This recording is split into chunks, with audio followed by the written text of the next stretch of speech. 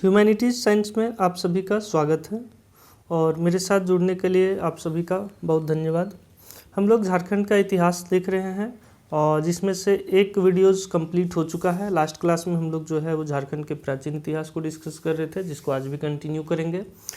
Last class में हम लोग प्रागैतिहासिक काल, वैदिक काल, बौद्ध धर्म, जैन धर्म के समय में झारखंड के बारे में पढ़े, झारखंड के साहित्यिक स्रोत के बारे में जाने और झारखंड को कुछ पुराने नामों से जाना जाता था, उस बारे में भी हम लोग जाने। आज उसी श्रृंखला को आगे बढ़ाते हुए हम लोग झारखंड मगध साम्राज्य के टाइम में क्या था उस बारे में आज हम लोग जानेंगे। तो चलिए स्टार्ट करते हैं झारखंड मगध साम्राज्य। क्वेश्चन नंबर 58 से स्टार्ट करते हैं। क्वेश्चन नंबर 58 है, मगध महाजनपद के लिए किस शब्द का प्रयोग किया गया है? तो मगध महाजनपद के लिए कीकट शब्द का प्रयोग किया गया है। क्वेश्चन नंबर 59 है कि झारखंड की पहाड़ी, पठारी तथा जंगल क्षेत्र किस महाजनपद के हिस्से थे? तो झारखंड के पहाड़ी, पठारी तथा जंगल क्षेत्र कौशल महाजनपद के हिस्से थे। क्वेश्चन नंबर 60 में आते हैं, मगध का विस्तार गंगा और किस नदी के बीच था? तो क्वेश्चन सिंपल सा है कि जो मगध का विस्तार है किन दो नदियों के बीच में था? तो एक गंगा थी और दूसरी नदी कौन थी? तो इसका आंसर होगा सोन नदी। तो गंगा और सोन नदी के बीच में मगध का विस्तार था। तो झारखंड मगध साम्राज्य के बीच में अब देख लिए। अब हम लोग आते हैं मौर्य साम्राज्य। तो मौर्य साम्राज्य जो है इसमें क्या है? तो क्वेश्चन नंबर 61 पे आते हैं, किस इतिहासकार के अनुसार झारखंड क्षेत्र चंद्रगुप्त मौर्य के साम्राज्य में शामिल था? तो एक इतिहासकार हैं, उनका जो है वो मत है कि मतलब जो झारखंड जो है वो चंद्रगुप्त मौर्य के साम्राज्य में शामिल था। तो उस इतिहासकार का नाम है आर राम शास्त्री। तो ये सब क्वेश्चंस आ सकते हैं क्योंकि जब भी झारखंड का कहीं उल्लेख की बात आती है या किस महाजनपद में, किस साम्राज्य में झारखंड था या झारखंड किस साम्राज्य का हिस्सा था, ये सब क्वेश्चन इंटरेस्टेड हो जाता है और मतलब उससे पूछे जाते हैं। क्वेश्चन नंबर 62 पे आते हैं, तो अशोक के किस शिलालेख में झारखंड क्षेत्र का उल्लेख है? तो अशोक का जो 13वां शिलालेख है उसमें झारखंड का उल्लेख है। 63 नंबर क्वेश्चन आते हैं, अशोक के शिलालेख में किस जनजाति का उल्लेख मिलता है? तो अशोक के आटव या अटावी भी बोला जाता है, तो उसी शिलालेख में जनजाति का उल्लेख मिलता है। अशोक के शिलालेख में अटावी जनजाति का या आटव जनजाति का उल्लेख मिलता है। क्वेश्चन नंबर 64 पे आते हैं। तो 64 बोलता है, निम्न में से किस साहित्य में झारखंड क्षेत्र के लिए कुकुर देश शब्द का प्रयोग किया गया है या कुकुट देश भी बोला जाता है? तो जो अर्थशास्त्र है, मतलब जो कौटिल्य का अर्थशास्त्र लिखा गया था उसमें जो है वो झारखंड के लिए कुकुट देश या कुकुर देश का प्रयोग किया गया था। क्वेश्चन नंबर 65 पे, अर्थशास्त्र के अनुसार वनवासियों को नियंत्रित करने के लिए किस अधिकारी को नियुक्त की गई थी? तो कौटिल्य का अर्थशास्त्र लिखा गया है, उसमें से जो है वो प्रशासन व्यवस्था का जब डिस्कशन होता है तो झारखंड जो है वो मतलब यहाँ पे जो वनवासी रहते थे उनको नियंत्रित करने के लिए एक अधिकारी को नियुक्त किया गया था। उस अधिकारी को आटविका कहते हैं। देखिए यहाँ पे जिस मतलब यहाँ पे जो जनजाति का उल्लेख है वो अटावी जनजाति का है, तो उनको नियंत्रित करने के लिए आटविका को नियुक्त किया गया था। तो ये बहुत सिंपल है, वैसे ही याद हो जाएगा। क्वेश्चन नंबर 66 पे आते हैं, तो वो है, अर्थशास्त्र में किस नदी से हीरा प्राप्त होने का चर्चा है? तो ये बहुत ही ये जो इम्पोर्टेंट नदी है और ये नदी का नाम जो है वो है स्वर्ण रेखा नदी, और स्वर्ण रेखा नदी से हीरा प्राप्त, क्षमा चाहते हैं, ये सोना नहीं है, हीरा है। तो हीरा जो है वो स्वर्ण रेखा नदी नहीं बल्कि इंद्रवाहक नदी से प्राप्त होने की चर्चा की गई है। क्वेश्चन नंबर 67 आते हैं। तो 67 बोलता है, मौर्य काल में ताम्रलिप्ति एक प्रसिद्ध डैश था? तो बंदरगाह था। मौर्य काल में जो ताम्रलिप्ति है एक प्रसिद्ध बंदरगाह था। क्वेश्चन नंबर 68 बोलता है, निम्न में से कौन सा मौर्यकालीन मार्ग झारखंड से होकर के गुजरता है? तो झारखंड से होकर के गुजरने वाला दक्षिणापथ मौर्यकालीन मार्ग था। दक्षिणापथ जो झारखंड से होकर के गुजरता था। अब हम लोग उत्तर मौर्य काल में आते हैं। तो झारखंड उत्तर मौर्य काल से जो इम्पोर्टेंट क्वेश्चन है तो दिखते हैं। 69 नंबर बोलता है, निम्न में से किस क्षेत्र में इंडो सिथियन सिक्के प्राप्त हुए? तो चाईबासा जो है वो चाईबासा से इंडो सिथियन सिक्के प्राप्त हुए। क्वेश्चन नंबर 70 है, किस गुप्त शासक ने झारखंड क्षेत्र में अपना विजय अभियान चलाया था? तो जो समुद्रगुप्त हैं, तो समुद्रगुप्त हैं वो झारखंड में अपना विजय अभियान चलाए थे। और आगे बढ़ते हैं, तो निम्न में से किसने प्रयाग प्रशस्ति में छोटा नागपुर के लिए मुरुण देश शब्द का प्रयोग किया था? तो मुरुण देश शब्द का प्रयोग जो है वो हरिसेन है, वो प्रयाग प्रशस्ति में छोटा नागपुर क्षेत्र के लिए मुरुण देश का प्रयोग किए थे। 72 बोलता है ह्वेनसांग के अनुसार किसने पूरे झारखंड प्रदेश पे अपना आधिपत्य स्थापित कर लिया था? तो ह्वेनसांग का मानना है, और या उनके पुस्तक के अनुसार से हम लोग चले तो गौड़ नरेश जो शशांक थे, बंगाल प्रदेश जो है वहाँ के राजा थे गौड़ नरेश शशांक, मतलब वो जो है वो पूरे झारखंड पे अपना कब्जा कर लिए थे। और माना जाता है, पुस्तकों में इस बात का उल्लेख है कि गौड़ नरेश जो है वो बौद्ध धर्म के अगेंस्ट में रहते थे, तो बौद्धि वृक्ष को कटवा दिए थे, मूर्तियों का भंजन करते थे, इस बारे में भी उल्लेख है। क्वेश्चन नंबर 73 है शशांक किस धर्म का अनुयायी था? तो शशांक जो है वो गौड़ नरेश है, और ये जो है वो शैव धर्म के अनुयायी थे, मतलब वो शैव धर्म को समर्थन करते थे, शैव धर्म को मानते थे, अनुपालन करते थे। क्वेश्चन नंबर 74 है निम्न में से किस राजवंश ने झारखंड क्षेत्र पर आक्रमण नहीं किया था? तो देखिए झारखंड क्षेत्र में जो है गुर्जर प्रतिहार भी आक्रमण किए थे, राष्ट्रकूट भी किए थे, पाल भी किए थे, लेकिन जो सातवाहन थे वो झारखंड प्रदेश पे आक्रमण नहीं किए थे। यहाँ आक्रमण का मतलब ऐसा नहीं है कि मतलब उस तरीके से, बल्कि राजा लोग जो है वो एक प्रदेश, अपने प्रदेश का विस्तार करते थे, उसी बीच में उस शब्द का यहाँ पे आक्रमण का प्रयोग किया गया है। अब हम लोग झारखंड में स्थानीय राजवंशों का उदय देखेंगे। यहाँ पे क्या है कि अभी तक हम लोग देख रहे थे वैदिक काल में, उसके बाद अगर आगे बढ़े हम लोग तो जैन धर्म हो गया, बौद्ध धर्म हो गया, उसके बाद हम लोग देखें अगर राष्ट्रीय राजवंशों के बीच में, जिसको हम लोग इंडियन हिस्ट्री में पढ़ते हैं, तो वहाँ पे हम लोग देखेंगे कि जो मौर्य काल था, उसके बाद फिर जो उत्तर मौर्य काल आता है, तो उस बीच में झारखंड पे कुछ कुछ कब्जा किया जाता है। अब लेकिन यहाँ पे धीरे धीरे क्या होगा कि अब यहाँ पे स्थानीय राजवंशों का उदय होंगे। यहाँ के जो लोकल लोग हैं, यहाँ के जो सरदार हैं, वो लोग धीरे धीरे अपनी शक्ति का विस्तार करेंगे और वो अब सत्ता पे आने लगेंगे। तो चलिए स्टार्ट करते हैं स्थानीय राजवंशों का उदय। तो क्वेश्चन नंबर 25 जो है वो है रक्सैल राजवंश की स्थापना किस जिले में हुई? तो सीधा सीधा पूछा जाता है, जैसे रक्सैल राजवंश है तो वो उनका कहाँ पे था? तो ये पलामू में रक्सैल राजवंश थे। तो याद रखिएगा कि पलामू में रक्सैल राजवंश थे। 76 है क्योंझर राजवंश किस क्षेत्र से संबंधित था? तो क्योंझर राजवंश जो है वो सिंहभूम से संबंधित था। तो सिंहभूम में क्योंझर राजवंश की स्थापना हुई थी। किस राजवंश की स्थापना छोटा नागपुर खास क्षेत्र में हुई है? तो नागवंश जो है, नागवंश, तो उनका छोटा नागपुर खास क्षेत्र में, नागपुर से भी याद रख सकते हैं क्योंकि छोटा नागपुर खास क्षेत्र में नागवंश की स्थापना हुई है। क्वेश्चन नंबर 28 है सर्वप्रथम किसके नेतृत्व में मुंडा राज्य की स्थापना हुई? रीता मुंडा जो है, रीता मुंडा वो व्यक्ति हैं जिनके नेतृत्व में सर्वप्रथम मुंडा वंश की स्थापना हुई। अगला क्वेश्चन है सुतिया नागखंड राज्य कितने गढ़ों में विभक्त था? तो सुतिया नागखंड राज्य जो है वो 7 गढ़ों में विभक्त था। नेक्स्ट क्वेश्चन है निम्न में से कौन सुतिया नागखंड का एक गढ़ नहीं था? तो ऑप्शंस है कि मतलब आपको 7 याद रखना होगा, ठीक है। और इस तरह के क्वेश्चन पूछे जाते हैं, कौन था कौन नहीं था।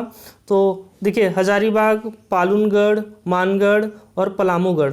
तो पलामूगढ़ जो है वो सुतिया नागखंड का हिस्सा नहीं था, वो गढ़ उस समय नहीं था, मतलब उसके हिस्से में नहीं था। क्वेश्चन नंबर 81 पे आते हैं।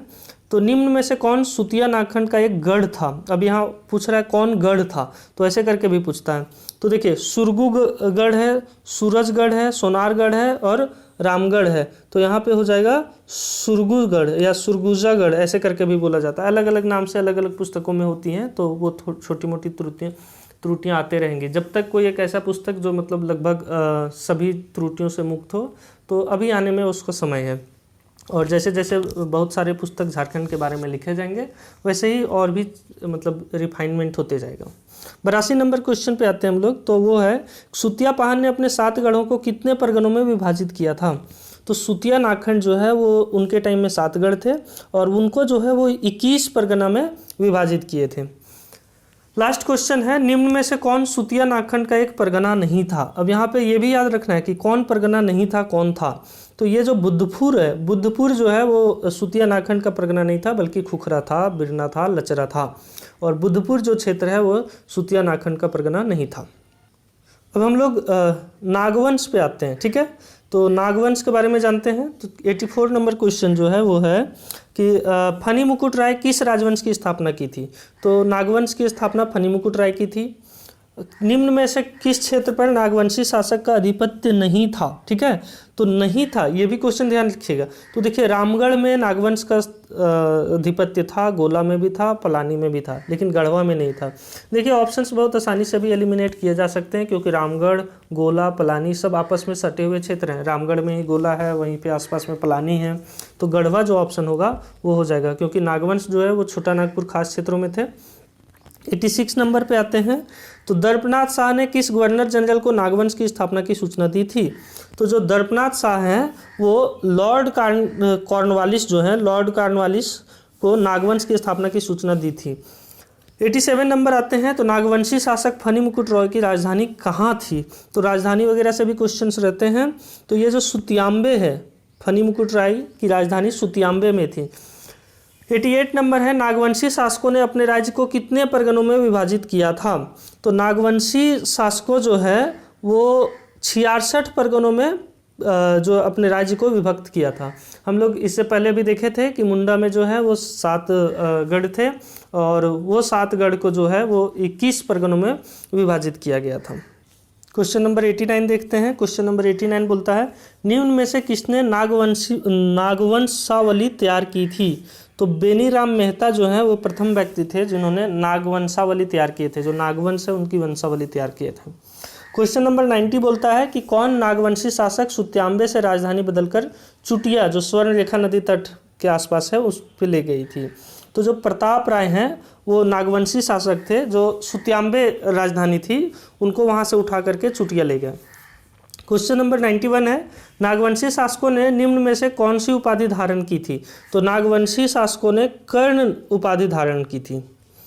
92 नंबर है कि तुर्क शासक बख्तियार खिलजी के आक्रमण के भय से किसने राजधानी परिवर्तित की थी।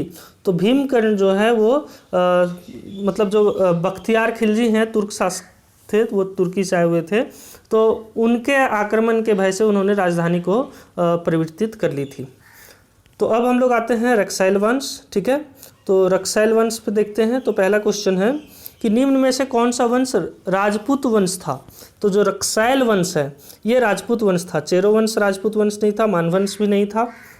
क्वेश्चन नंबर 94 है पलामू क्षेत्र में पहुंचने पर रक्सैल वंश कितनी शाखाओं में विभाजित हो गया।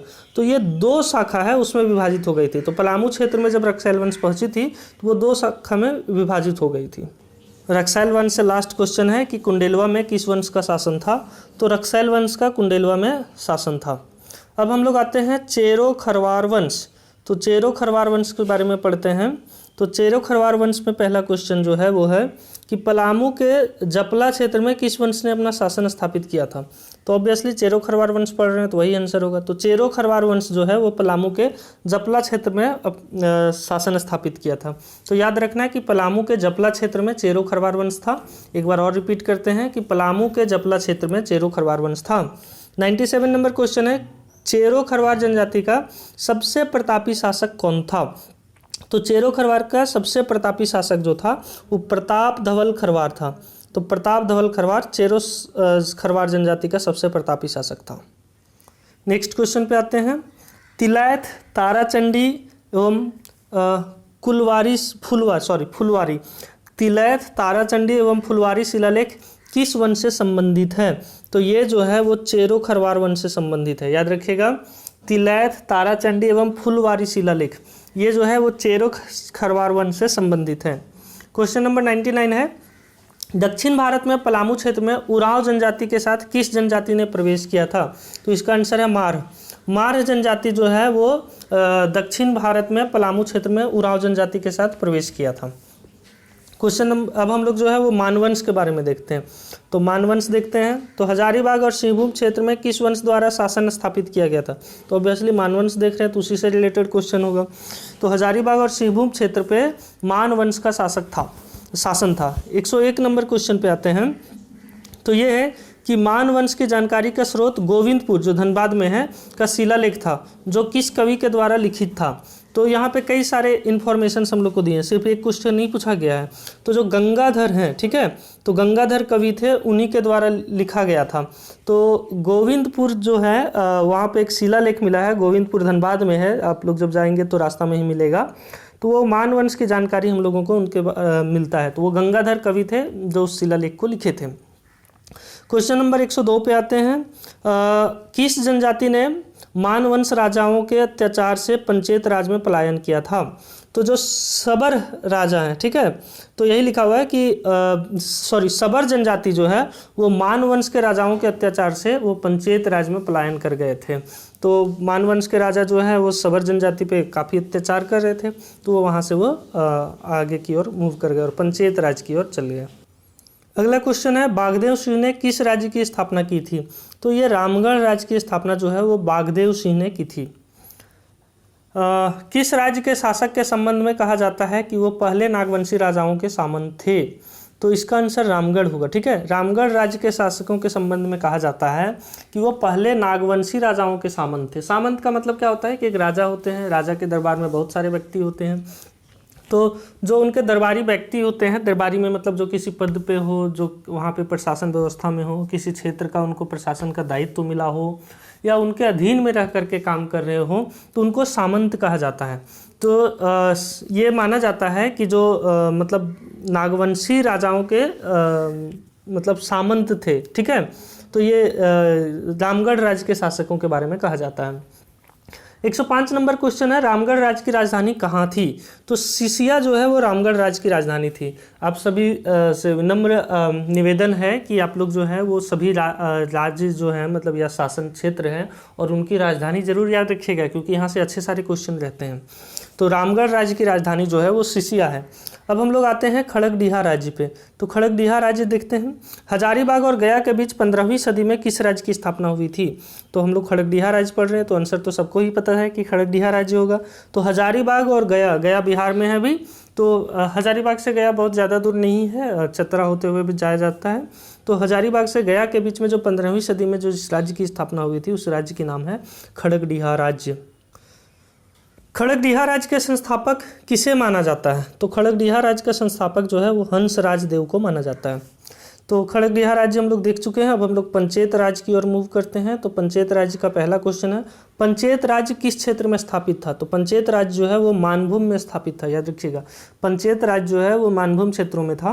मानभूम जो है वो धनबाद के आसपास क्षेत्रों को बोला जाता है। निम्न में से किस राजा का संबंध पंचेत राज्य से था? तो जो अनीत लाल हैं, अनीत लाल का संबंध जो है वो पंचेत राज्य से था। पंचेत राज्य का चिन्ह निम्न में से क्या था? तो आपको जान करके आश्चर्य होगा कि ये क्वेश्चंस कई बार पूछे गए हैं। कपिला गाय की पूंछ जो है वो पंचेत राज्य का राज्य चिन्ह था। अब हम लोग आते हैं सिंह वंश में और सिंह वंश को देखते हैं। तो पहला क्वेश्चन है, निम्न में से किस स्थान पर सिंह वंश का प्रभुत्व था? तो सिंहभूम जो जगह है वो सिंहभूम में सिंह वंश का प्रभुत्व था। बहुत सारा नाम आपको ऐसे ही याद हो जाएगा, जैसे सिंह है, सिंह वंश सिंहभूम में था, ठीक है। नागखंड जो है, ठीक है ना, तो ये छोटा नागपुर वाला जो क्षेत्र है वहाँ पे है, ठीक है। तो जो सिंह वंश का स्थापना प्रभुत्व था वो सिंहभूम में था। निम्न में से किसने सिंहभूम को पोड़हाट के लिए राजाओं की भूमि कहा था? तो W हंटर जो है, W हंटर हैं, उन्होंने सिंहभूम को पोड़हाट के सिंह राजाओं की भूमि कहा था। नेक्स्ट क्वेश्चन है, Singhbhum Saraikela Kharsawan through the ages पुस्तक का नाम है। Singhbhum Saraikela Kharsawan through the ages, इसका मतलब हुआ कि सिंहभूम क्षेत्र Saraikela Kharsawan, through the ages मतलब काफ़ी सालों से, तो उनके बारे में विवरण है। और इनके जो लेखक हैं वो हैं टिकैत नृपेंद्र नारायण सिंह। याद रखिएगा, ऑप्शंस में आपको गड़बड़ाने के लिए सब में टिकैत लगा दिया गया है, तो इनका आंसर होगा टिकैत नृपेंद्र नारायण सिंह। 114 नंबर क्वेश्चन पे आते हैं हम लोग। तो 114 नंबर क्वेश्चन है, वो पोड़हाट राज्य के संस्थापक कौन थे? तो पोड़हाट राज्य के संस्थापक जो है वो काशीनाथ सिंह थे। नेक्स्ट क्वेश्चन में मूव करते हैं, किस सिंह वंशीय शासक ने पौरा देवी को अपने राज्य की अधिष्ठात्री देवी के रूप में स्थापित किया था? क्वेश्चन फिर से सुनिएगा कि किस सिंह वंशीय शासक ने पौरा देवी को अपने राज्य की अधिष्ठात्री देवी के रूप में स्थापित किया था? तो अच्युत सिंह वो शासक थे जो पौरा देवी को अपने राज्य की अधिष्ठात्री देवी के रूप में स्थापित किए थे। 116 नंबर क्वेश्चन है, किस वंश सिंह वंशीय शासक के अत्याचार के फलस्वरूप भूया विद्रोह का शुरू हुआ था? तो जो भूया विद्रोह का शुरू हुआ था वो जगन्नाथ सिंह जो राजा हैं, वो जगन्नाथ सिंह वो शासक थे जो मतलब भूया जाति पे काफ़ी ज़्यादा मतलब वो मतलब उनका शोषण करते थे, अत्याचार करते थे। तो उसके फलस्वरूप क्या हुआ कि भूया विद्रोह का शुरुआत हुआ।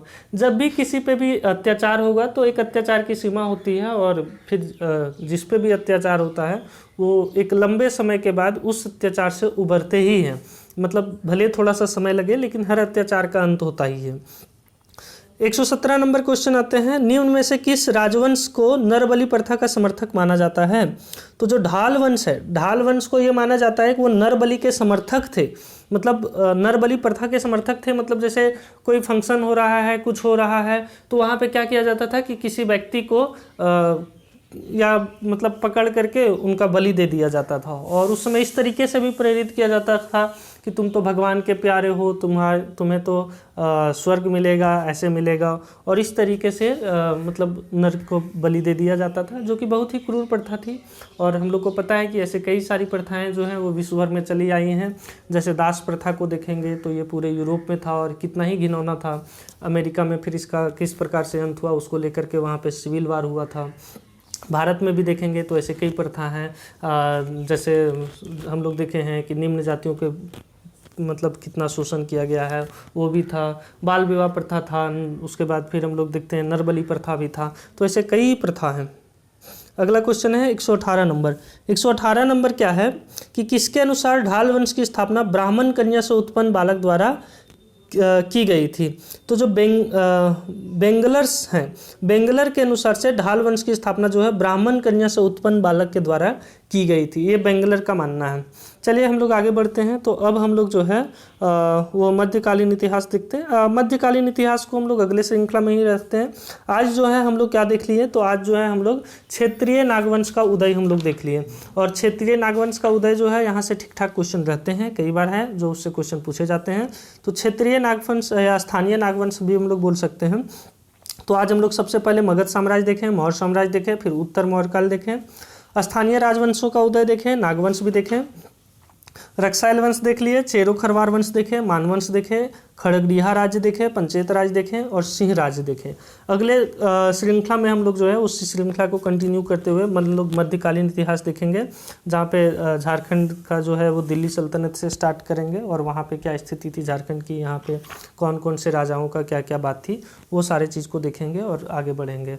आप सबों का बहुत धन्यवाद। पुनः आप लोगों से अनुरोध है कि अगर ह्यूमैनिटीज़ साइंस चैनल को नहीं लाइक किए हुए हैं तो ह्यूमैनिटीज़ साइंस को लाइक, सब्सक्राइब और कमेंट करें। किसी भी तरह की अगर हो सके कि हम आपके प्रश्नों का उत्तर दे सकें तो मैं वो भी प्रयास करूँगा और उससे मुझे काफ़ी खुशी मिलेगी। बहुत धन्यवाद।